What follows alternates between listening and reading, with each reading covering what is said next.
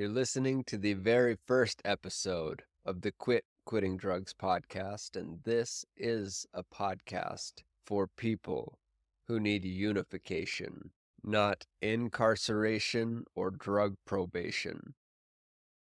Do all these razor wire fences lead to rehabilitation? If our addiction was our religion, this would be re-education, because trillions in public funds become private profit for corporations. And while they pop champagne, our veins collapse in trap houses. Toothless grins, sunken eyes, and abscessed limbs shamelessly depict the grim reality. Yet continually, people still willingly flock around the pathogen. The scientists can't detect the source of the infection, and the psychologists desperately try to redirect our need to constantly inject. Everywhere you look, we're in a fucking epidemic. From the son of a president to every local homeless schizophrenic. And unfortunately, all I see when I look on my rectangular screen and search for addiction is how to get clean. How to begin your journey into recovery. And that's great. So for those of us who choose to go, congratulations to you. But please, just know that for every one of our people that does get clean, hundreds more die silently, and thousands more die violently in a war being fought to supply our people's need to always be high. Citizens of the most powerful nation all strung out on the best medication. Like we all boarded the train, but we never got to the station. And we don't need an explanation of what's going on in our brains, unless that brain scan can somehow explain how the 1980s projects filled up with cocaine. Because it's not domestically grown. So what, did those folks charter a plane? Or get a boat? Or just float to Colombia on their backs? And even if they did, how the fuck did they end up flipping it to crack? You'd need a pretty advanced degree in chemistry if you know what I mean. All I'm saying is it just kind of feels like we're doing the same damn thing. Most of our people are only trying to get clean to escape our own escapism. So we end up buying into a machine that actually has nothing to offer people like you and me because we've already traded everything of value in this life away. So what can they say to make us change when we've already rearranged our value systems? Listen, the choice is yours. Go back and put faith into your counseling sessions, or continue moving forward with addiction's own lessons. Every human keeps a flaw they use to manage their depression, and most of the people trying to save us are enslaved by their possessions. Our politicians pardon their own strung-out children in order to protect them from their nation's correctional systems, as if to say those systems can't correct an addiction. So I say that we just put all their shit on the shelf and build something better for our people and do it ourselves. And that is exactly what I intend to do with this podcast. My name is Austin, and I'm a drug addict who never and still has not ever accepted recovery. It's not for me. And it's not for tons of our people that are dying on the streets and getting out of rehab facilities and all these other sorts of things. They've given us one way, one goal, one object, one option. That's bullshit. That's bullshit, people. Let's move away from that. Let's find something that's going to work for us so many of us aren't sitting there dying, falling apart, being forgotten about, being spoken for. What we need to do is figure out what we want. And if you're going to say you want recovery, what is it in that you want? You know, the definition of recover is to find something that's been lost, to recover something that you once had. What is it that you once had? It was so valuable, that you loved so much. And if you loved it so much and you had it, why'd you throw it away? Why'd you get rid of it? Or are we going off the line that we just lost it? We slipped, fell, landed on a needle, and now we're totally strung out. And all we need is help. There's nothing to find. There's nothing to recover. You know exactly what you had, and you left it. You got rid of it. You threw it away, just like I did. I didn't want that. I knew for many, many years, the whole beginning of my life, that I did not want to keep having what I had. That's why I started getting high. Right? Makes sense? So, if everyone is trying to sell us on recovery, and there are many of us who won't accept recovery, what are we to do? We would have to find something that would only make sense to us, something that would be different than what they're selling, but also different than what we're doing. And that's not going to be an easy thing to do, but it has to be done. It absolutely has to be done. But before we can even begin to do anything like this, we've got to start understanding exactly where we are as people who use drugs, and as people who don't plan on changing that or bending ourselves to conform to something that we don't believe in or agree with. And that thing, in order to get this done, is we need to have a voice, not air that moves past vocal cords and emits vibrations. What I'm talking about is an actual opinion, a perspective, a human position that you can take that other people will listen to and respect. And we currently do not have that. Right now, there are a kind of good cop, bad cop situation going on, and that's exactly what we're stuck in between. The bad cop is exactly that. It's a fucking bad cop.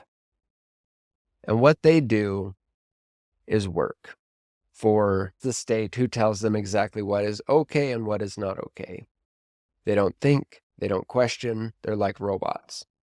Their job is to find people breaking the law, which is us. Our people are constantly breaking the law, and then they have to break us, right?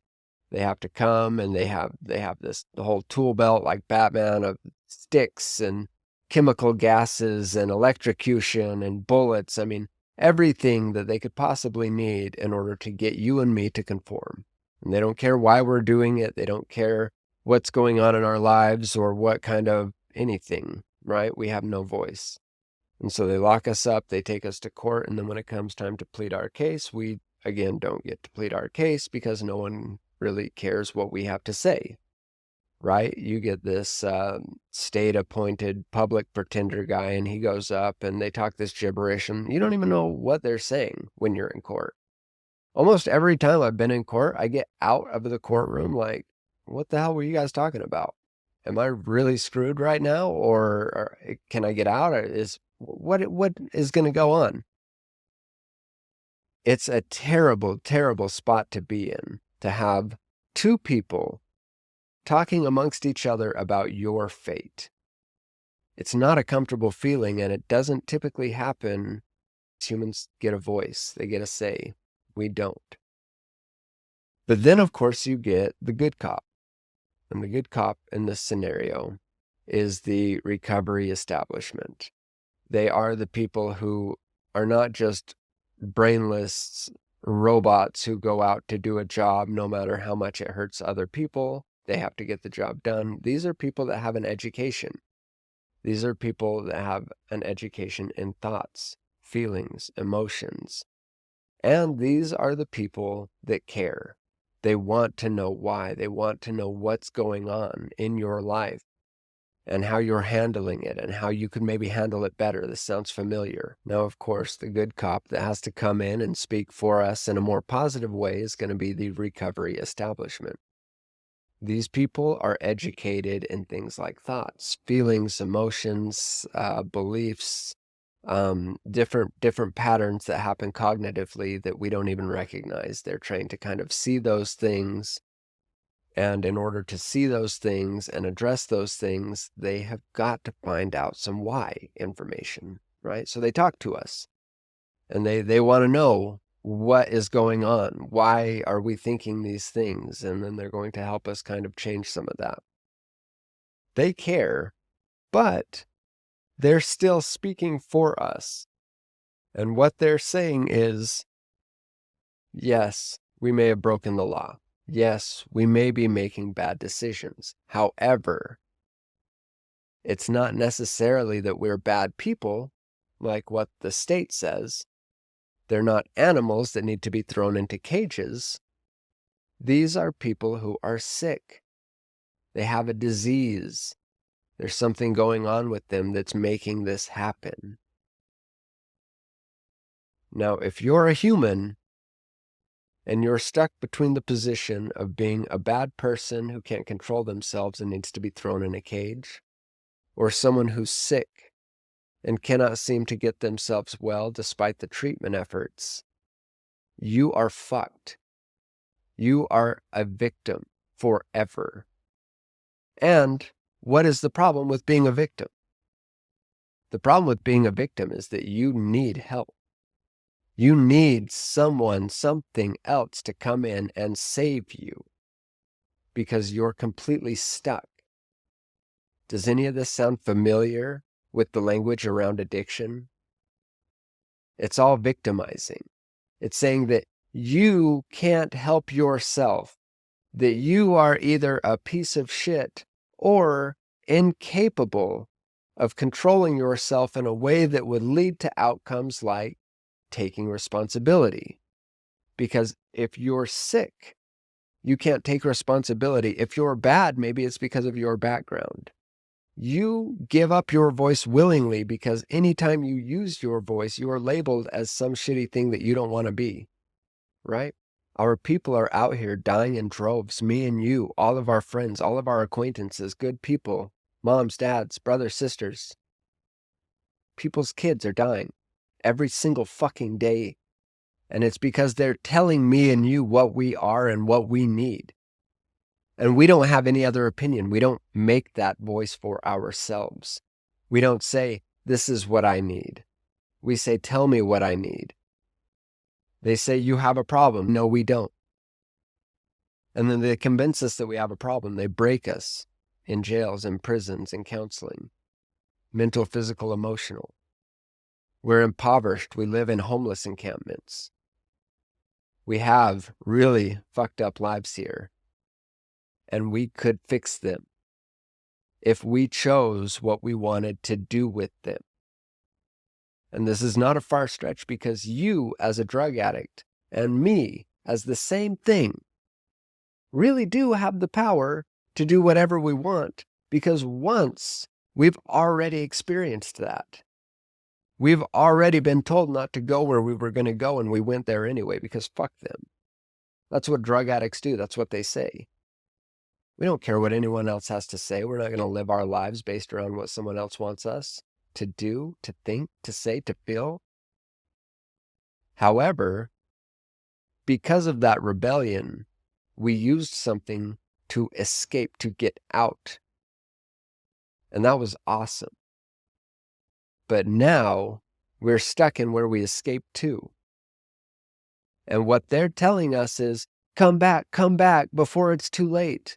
Come back. You may not like it here very much, but it's much better than where you're at, right? And we fucking panic. We're like, oh no, yeah, this is really scary. This is really bad. I didn't think it would get this bad. I just need help. I just need saving.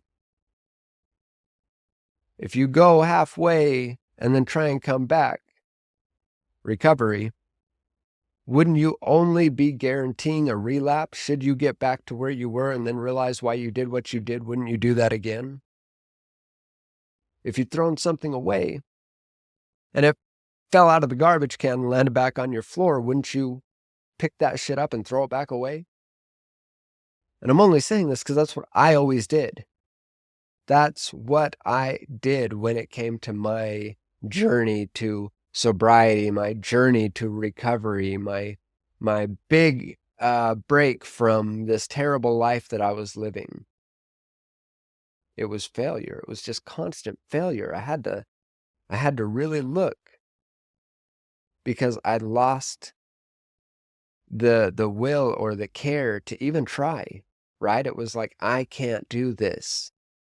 So why am I going to try to do this again and again and again and continually fail? Just didn't make any sense.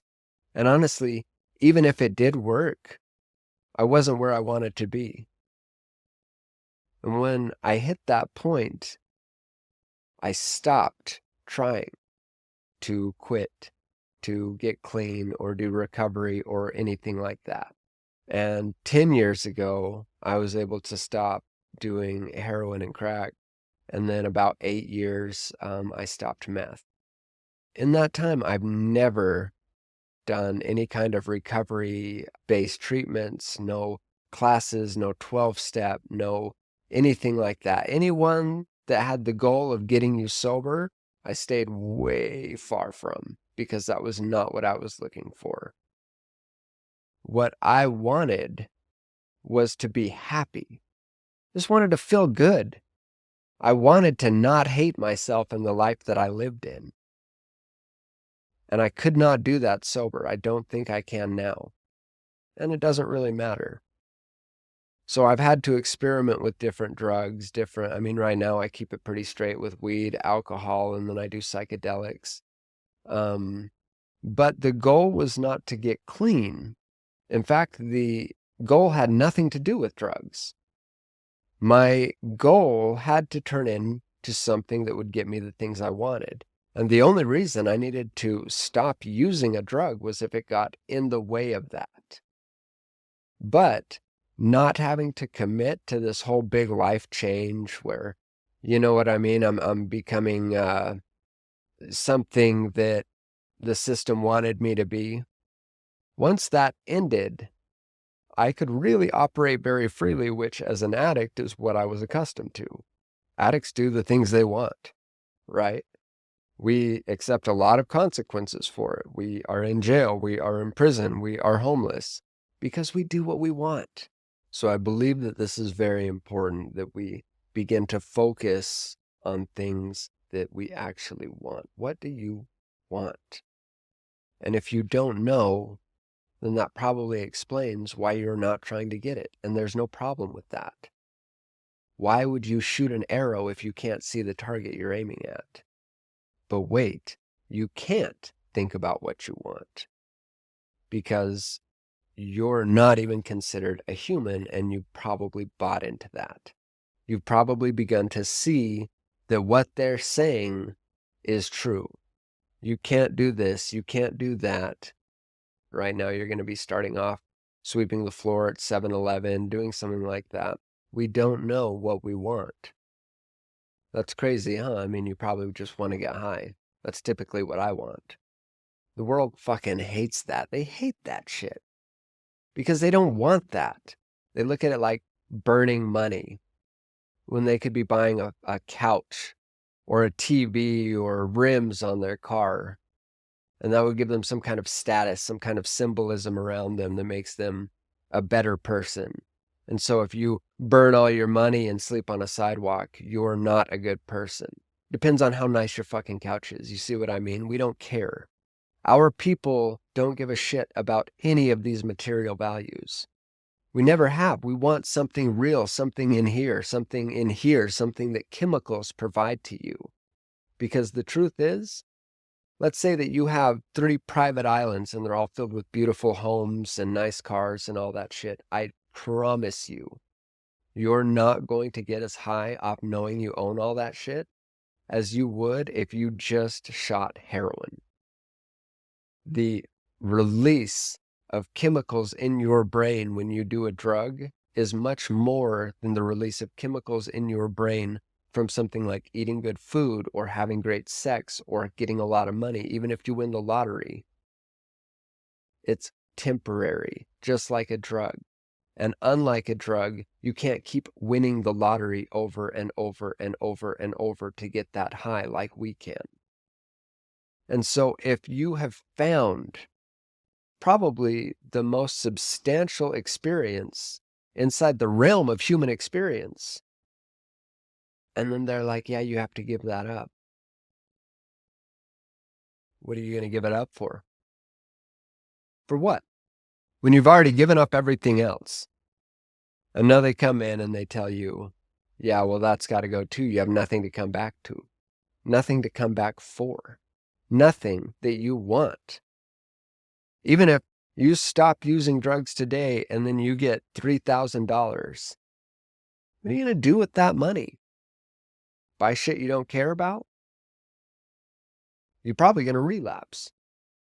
If there's not something else that's bigger, that's more important, that's more substantial, the only thing that you can do is go back to what actually matters in life, which you and me both know is drugs. And if this is the case, what I'm proposing to you is that as drug addicts, we can no longer just live in order to fulfill more of our comfort, more of our joy, more of our positive experience. That seems to be what everyone wants more of, right?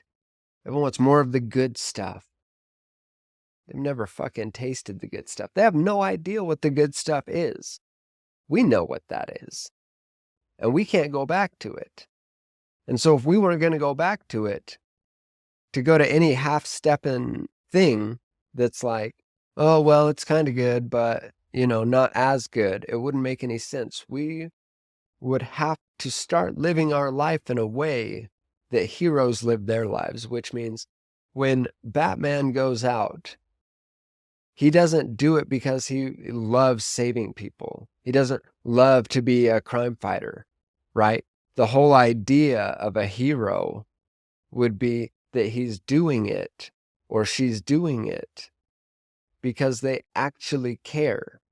Because despite the fact that they are going to suffer, they want to see something happen that is bigger than themselves, to be a part of something that will outlive their body.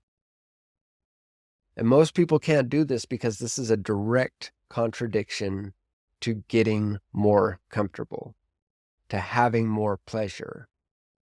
In order to get this, you're going to have to get as much pleasure as you possibly can and then turn away from it. But we cannot begin to find things that heroes would find, to do things that heroes would do, to even think the way that heroes would think if we don't first take back our voice as people.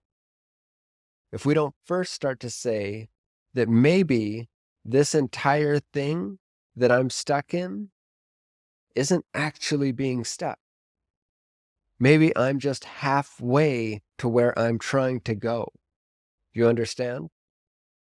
You're looked at as like you slipped and fell in a hole, and now we've got to have this $40 billion industry and all these police rushing around it to try and save you and pull you out, regardless of why you ended up there in the first place, and they don't even ask you. They just say, oh, there's another one down there. Reach in. Give them some hope. Give them some help. Let's get them back up to where they want to be, which is with us, right? Because we're all happy here. Of course, most people aren't terribly happy with their lives. They've just not been unhappy enough to really do something drastic, like what me and you do. And so, for us to first get a voice, we need to see that what we're doing and where we are is a direct result of what we want. And in order to get what we want, we've first got to get rid of all of the things that we do not want.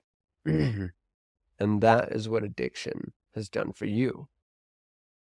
And also, addiction has taught you some unbelievable lessons, not only about yourself, but of the world around you. You don't see them now because you've been told that you're wrong, that all of this is wrong, and that you should not be doing this in the first place, which demolishes any ideas that you might have about growth in this phase of your life. But I promise you, you have grown more in your addiction than at any other point. And once you begin to see that, you will begin to be able to do unbelievable things without the use or the need for these drugs. Because doing drugs is not a problem, it's a process. We don't need to see ourselves as bad people or victims or confused. What we need to see is why we're right, why we did things in the way that we did them, and how we're going to get to the very next place, the place that we were actually trying to go. And my belief here is that if we can figure out exactly where we are trying to go, and we can put the focus on that, we will no longer need to put any focus onto the use or the addiction. We don't need to sit and batter ourselves around for having these cravings and doing these things. If you have the craving, you're going to do the thing. That's what humans do. That's what dogs do. Cats do. Every living thing, when it has a craving, that's what it does. It's a natural process. It's not how do you stop the craving. It's how do you identify what the craving really is and get to the place that you're trying to get as a result of craving things. If you're hungry, you crave food. You eat food because it gets you full. None of this is bad. If you crave sex, you have sex and you regenerate the species. Our population continues. That's not bad.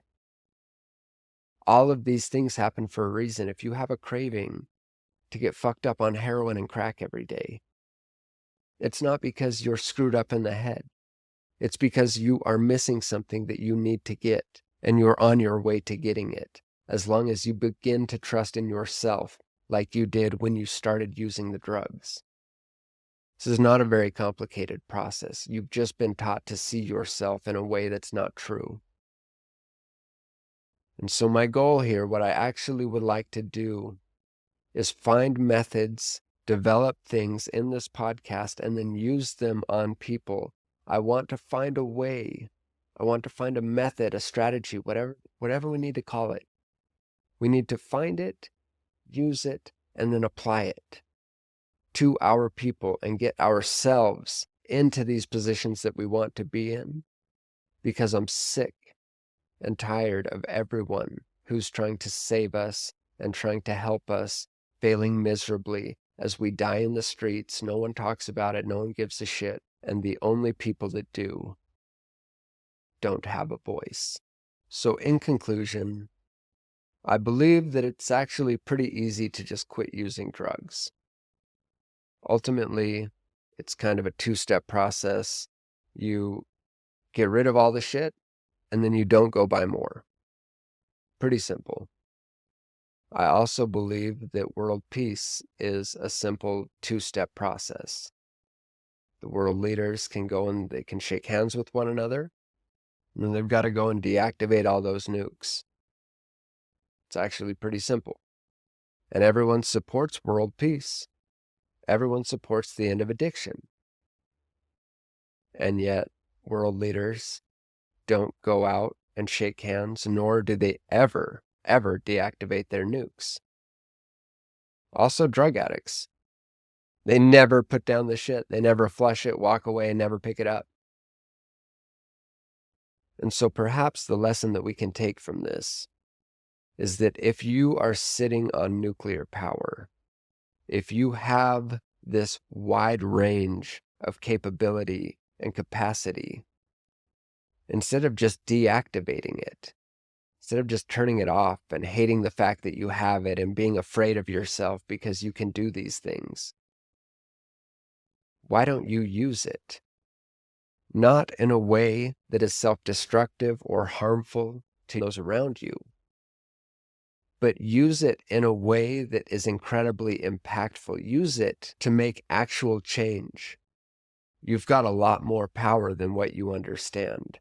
And the more that they try and suppress it, the more likely it is that you are going to perish. The point that I'm making with this is not that what you need to do is flush all this shit, and what the world leaders need to do is deactivate the nukes. The point that I'm making is that instead of seeing the world leaders and yourself as wrong, perhaps consider your own position here. Why you don't do that and they don't do that is very simple. It's extremely powerful. You have a ton of power if you've made it this far. Stop hating yourself. Stop beating yourself up. Stop calling yourself a bad person just because you have the ability to do a ton of damage. Instead, what you need to do is focus on that power that you have. Begin not to get rid of it, but to contain it, to hone it. And eventually you can use it. Nuclear energy is not a bad thing, but it can be. And if you have nuclear energy, what you have the ability to do is cement yourself as a person on this earth who did something that most people do not have the energy to do. And once we can begin to focus on that, we will have no more stress about focusing on our addiction, our habits, and our cravings. Thank you for watching. I'll see you in the next episode.